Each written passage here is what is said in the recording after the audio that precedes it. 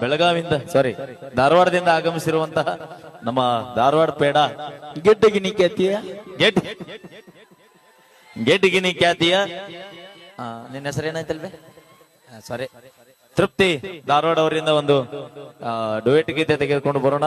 ಅದರ ಜೊತೆಗೆ ನಮ್ಮ ಪರ್ಸೋನ ಕೂಡ ಸಾಥ್ ನೀಡಲಿದ್ದಾರೆ.